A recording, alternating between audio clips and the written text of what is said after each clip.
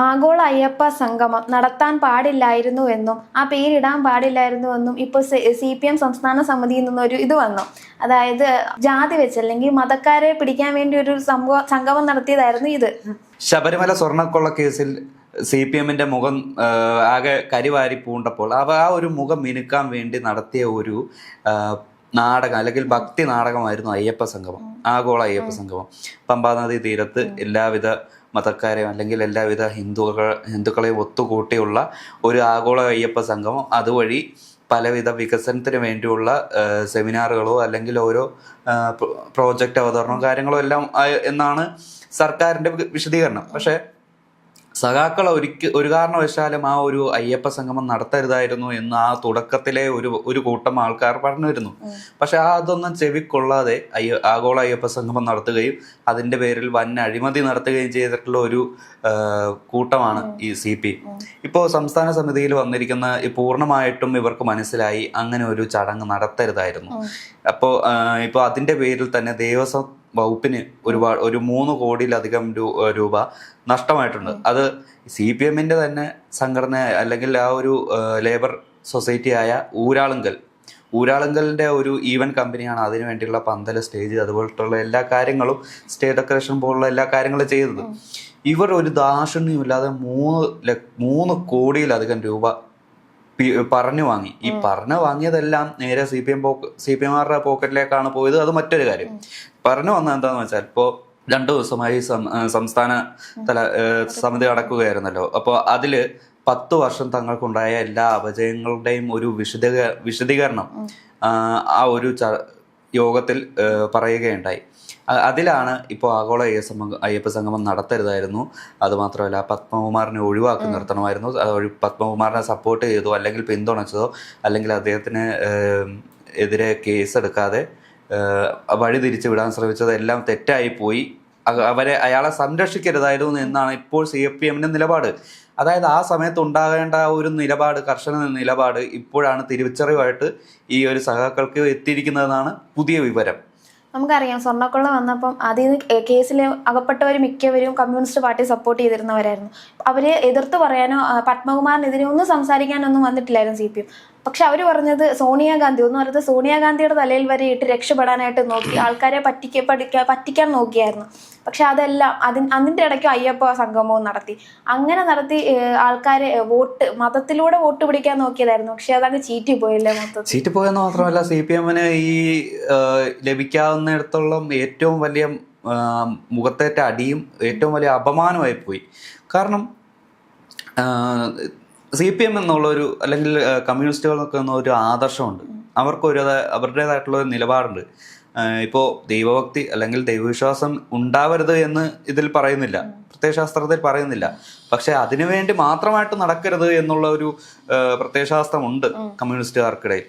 പക്ഷേ അവർ തന്നെയാണ് ഈ അയ്യപ്പൻ്റെ അല്ലെങ്കിൽ ആഗോള അയ്യപ്പ സംഗമം എന്ന് പറഞ്ഞ് നാനാജാതി മതത്തിലുള്ള അല്ലെങ്കിൽ ഹിന്ദു സമുദായത്തിലെ എല്ലാവിധ സംഘടനകളെ കോർത്തിണക്കി അവരെ വോട്ട് ബാങ്കാക്കാൻ ശ്രമിച്ച ആ ഒരു ഇവന്റ് നടത്തിയത് തന്നെ. ആ ഒരു ഇവന്റിൽ തന്നെ ഒരുപാട് ആക്ഷേപങ്ങൾ ഉയർന്നിരുന്നു. ആഗോള അയ്യപ്പ സംഗമത്തിന് പിന്തുണച്ച് വെള്ളാപ്പള്ളി നടേശൻ വന്നതും യോഗി ആദിത്യനാഥിന്റെ ആ ഒരു പ്രസംഗം ആ ഒരു വേദിയിൽ വായിച്ചതും അതെല്ലാം വിമർശനത്തിന് വിധേയമായതായിരുന്നു.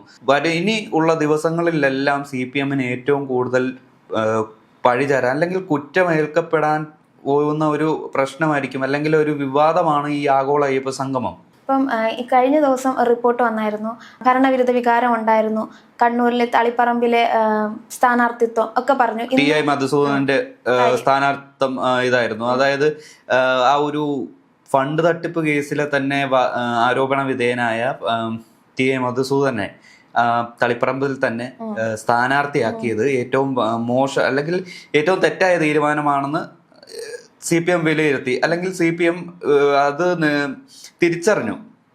പക്ഷെ ഇതൊന്നും ചെയ്യുന്ന ആ ഒരു സമയത്ത് ഇവർക്ക് അതൊന്നും ഇത് ചെയ്യുന്ന തെറ്റാണ് അല്ലെങ്കിൽ ഇത് ചെയ്താൽ തങ്ങൾക്ക് തിരിച്ചടി ഉണ്ടാകും എന്ന് ഇവർ മനസ്സിലാക്കുന്നില്ല.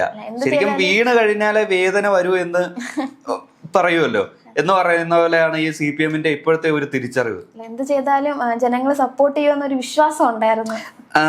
ഒരു 5 വർഷം മുമ്പ് വരെ അത് സമ്മതിക്കാം. അതായത് CPM ജനങ്ങളോട് ചേർന്ന് നിൽക്കുന്ന പാർട്ടിയാണ് എന്ന്, അല്ലെങ്കിൽ തൊഴിലാളി വർഗത്തിന് വേണ്ടി നിൽക്കുന്ന പാർട്ടിയാണ്,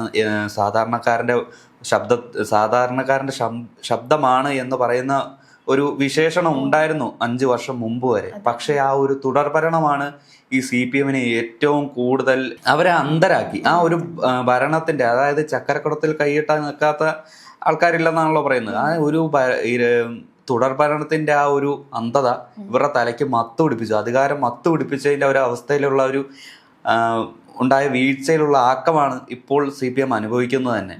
അന്ന് അയ്യപ്പ സംഘം നടന്നപ്പോൾ ചേട്ടൻ പറഞ്ഞില്ലേ, യോഗി ആദിത്യനാഥിന്റെ ഒരു സപ്പോർട്ട് ചെയ്ത് വന്നപ്പോൾ അത് വായിച്ച് അഭിമാനത്തോടായിരുന്നു അവർ വായിച്ചത്. എന്നുവെച്ചാൽ RSSനെയും BJP ഒക്കെ എതിർത്ത് സംസാരിച്ചിരുന്നവരാണ് അന്ന് യോഗി ആദിത്യനാഥിന്റെ ആ ഒരു ഇത് സപ്പോർട്ട് ചെയ്ത അഭിമാനത്തോടെ വായിച്ചിരുന്നത്. അത് BJPയുടെ വോട്ട് കിട്ടാൻ വേണ്ടിയായിരുന്നായിരിക്കും.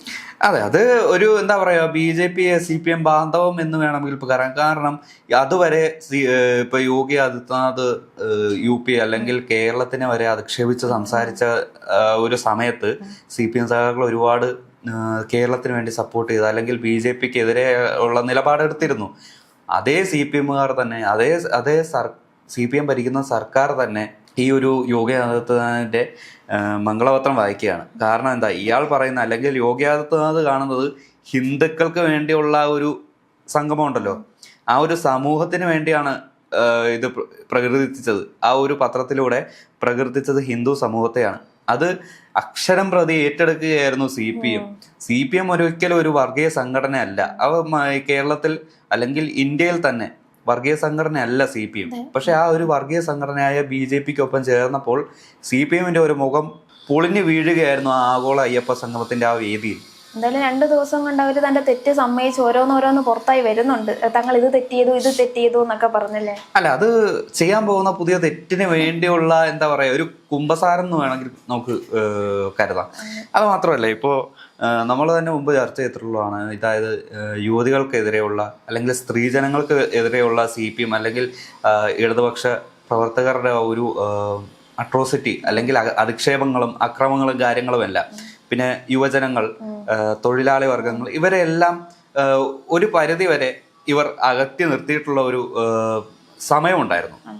പിന്നെ ഇപ്പോൾ അവർക്കൊരു തിരിച്ചറിവുണ്ടായി. പിന്നീട് സ്ത്രീകളും തൊഴിലാളി വർഗവും അല്ലെങ്കിൽ യുവജനങ്ങളും എല്ലാവരെയും, അല്ലെങ്കിൽ മുതിർന്ന പൗരരെയും എല്ലാവരെയും ചേർത്ത് വെച്ചുകൊണ്ടുള്ള രീതിയിലുള്ള യാത്രയായിരിക്കും സുഗമം. അങ്ങനെ ഒരു തിരിച്ചറിവും ഇപ്പോൾ ഈ ഒരു പരാജയത്തിന് ശേഷം, അല്ലെങ്കിൽ ആ ഒരു പരാജയം വേണ്ടി വന്ന് ഇവർക്ക് ഈ തിരിച്ചറിവുകളെല്ലാം വരാൻ. ഇപ്പൊ ഇവര് പറഞ്ഞ ആഗോള അയ്യപ്പ സംഗമം നടത്താൻ പാടില്ലായിരുന്നു, ആ പേരിടാൻ പാടില്ലായിരുന്നു എന്നൊക്കെ. ആ പേരിലോ ആ സംഗമത്തിലോ ഒന്നും അല്ലല്ലോ പ്രശ്നം, അവർ അതിലൂടെ നടത്തിയ ഓരോ കള്ളത്തരങ്ങളല്ലേ പ്രശ്നമായി വന്നത് കൂടുതൽ. അതാണല്ലോ ഞാൻ പറഞ്ഞത്. അതായത് ആ ഒരു ആഗോള അയ്യപ്പ സംഗമത്തിന് വേണ്ടി വേദി ഒരുക്കാൻ വേണ്ടി ഇവരുടേതായിട്ടുള്ള ഒരു ലേബർ സൊസൈറ്റി, അതായത് ഊരാളുങ്കൽ, ആ ഊരാളുങ്കലിന് വേണ്ടി ദേവസ്വം വകുപ്പിൽ നിന്ന് അല്ലെങ്കിൽ ദേവസ്വം വകുപ്പിൽ നിന്ന് നൽകിയത് 3.5 കോടികളാണ്. അത് മാത്രമല്ല, അത് കൂടാതെ 55 ലക്ഷം എക്സ്ട്രാ അധികം വേണമെന്ന് പിടിച്ച് വാങ്ങിക്കുകയും ചെയ്തിട്ടുള്ളതാണ്. ഈ തുകയെല്ലാം എങ്ങോട്ടാണ് പോകുന്നത്? ഈ CPM സഹയാത്രികർ അല്ലെങ്കിൽ CPMകാരുടെ കയ്യിലൊക്കെ തന്നെയല്ലേ? അത് മാത്രമല്ല, ഇത് ആരുടെ കയ്യിൽ, അല്ലെങ്കിൽ ഇത് ആരുടെ നികുതിപ്പണമാണ്? ഇതെല്ലാം ജനങ്ങളുടെ തന്നെ നികുതിപ്പണം. ജനങ്ങളുടെ നികുതിപ്പണം ഇവരുടേതായിട്ടുള്ള കുറച്ച് ആവശ്യത്തിന് വേണ്ടി ഒരു പരിപാടി നടത്തുന്നു. അതിൽ നിന്ന് കണക്ക് പറഞ്ഞ് കള്ളക്കണക്ക് ഉണ്ടാക്കി ആ ഒരു തുക തട്ടിയെടുക്കുന്നു. ഇപ്പോൾ നമ്മൾ ആ അയ്യപ്പ സംഗമത്തിലെ വേദിയിൽ നമ്മൾ കണ്ടതാണ് ഒഴിഞ്ഞ കസേരകൾ, ആരും ഇരിക്കാത്ത കസേരകൾ. അത് മാത്രമല്ല, അതെ, അതിന് വിശദീകരണം AI ആണ്. അത് AI ഇല്ലായിരുന്നെങ്കിൽ ആരുടെ തലയിൽ കൊണ്ടുപോയി വെക്കുമെന്ന് എനിക്കറിയില്ല. അത് മാത്രമല്ല, നടത്താത്ത സംഗീത നിശയുടെ അതിന്റെ പേരിലും തട്ടിപ്പ്. അവർ ആ ഒരു വാർത്ത പുറത്തു വന്നതിന് ശേഷമാണ് ആ ഒരു മ്യൂസിക് ട്രൂപ്പ് ഇത് അറിയുന്നത് തന്നെ. ഇത് നമ്മൾ നടത്തിയെന്ന് അവർ പുറത്ത് വരികയും ചെയ്തു. ഇത് ഞങ്ങളല്ല നടത്തിയത്, ഞങ്ങൾ ഈ ഒരു സംഗീത നിശ നടത്തിയിട്ടില്ല എന്ന് പറയുകയും ചെയ്തു. അപ്പോഴും ഈ കള്ളം പൊളിഞ്ഞിട്ടും ഈ ഒരു കള്ളം സമ്മതിക്കാത്ത ഒരു അവസ്ഥ ഉണ്ടല്ലോ, കഷ്ടപ്പെട്ട് വെളുപ്പിക്കുന്ന ഒരവസ്ഥ. അതായിരുന്നു ശരിക്കും പറഞ്ഞ ആഗോള അയ്യപ്പ സംഗമത്തിന് ശേഷമുള്ള ഒരു CPMകാരുടെ ഒരു അവസ്ഥ. അത് മന്ത്രി വരെ ഇതിനു വേണ്ടി മെനക്കെട്ടിറങ്ങി എന്നുള്ളതാണ് ഒരു ദുഃഖകരം അല്ലെങ്കിൽ ലജ്ജാകരമായിട്ടുള്ള ഒരു കാര്യം. ഇനിയെങ്കിലും തിരിച്ചറിവുകൾ ഉണ്ടാവണം. അത് ഇനി വരുന്ന കാലത്തേക്ക് ചെയ്യാൻ പോകുന്ന തെറ്റുകൾക്ക് വേണ്ടി അല്ലെങ്കിൽ കള്ളത്തരത്തിന് വേണ്ടി ആവരുത്. അതെ.